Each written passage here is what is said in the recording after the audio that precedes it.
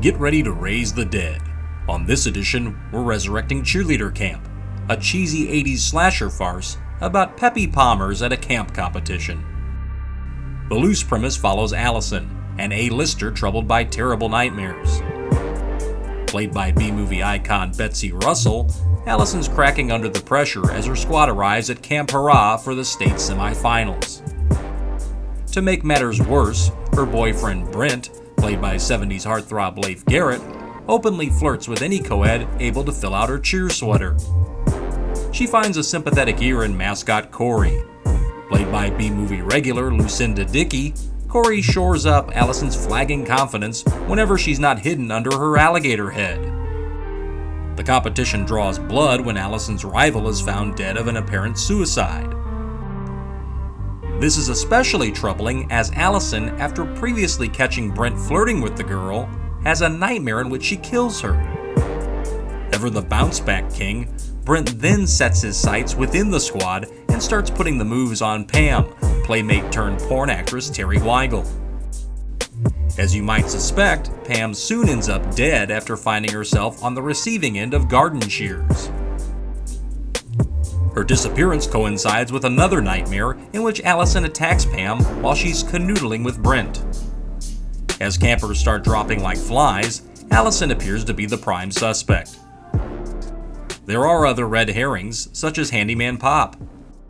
Played by character actor Buck Flower, Pop drinks heavily and lusts after the girls as a resident dirty old man. And aside from undressing the gals with his eyes, he's harmless.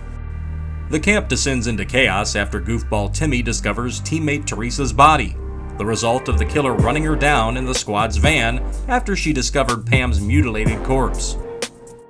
Their announcement of a killer on the loose results in a mad dash to the parking lot. Unfortunately for Alison's squad, the killers sabotage their van to prevent their escape.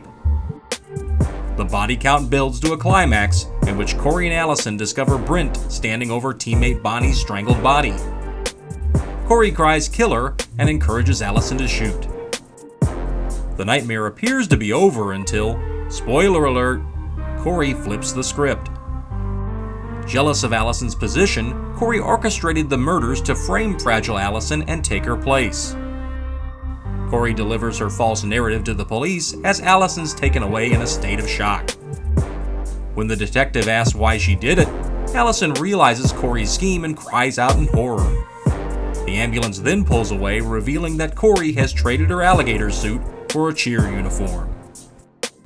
Ostensibly a horror film, Cheerleader Camp offers more laughs than scares. Producer John Quinn's directorial debut plays more like a sex comedy than slasher. There's far more gratuitous TNA than splatter effects, and much of the runtime deals with sophomoric hijinks. That includes Timmy's comedic attempts to catch the girls out of uniform. He continually prowls the camp with his camera to document hanky-panky. This includes camp director Miss Tipton's illicit encounter with the local sheriff, which Timmy later plays in place of a pep video designed to get the campers to feel the spirit. Speaking of campers, the cast was in their 20s during production, and campers drink openly during a social. The production, however, was shot using exteriors and extras from a local high school.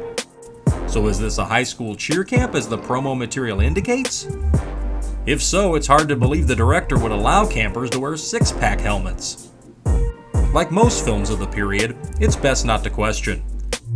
Cheerleader Camp had a brief theatrical run under its original title Bloody Pom-Poms before heading to home video under the more familiar name.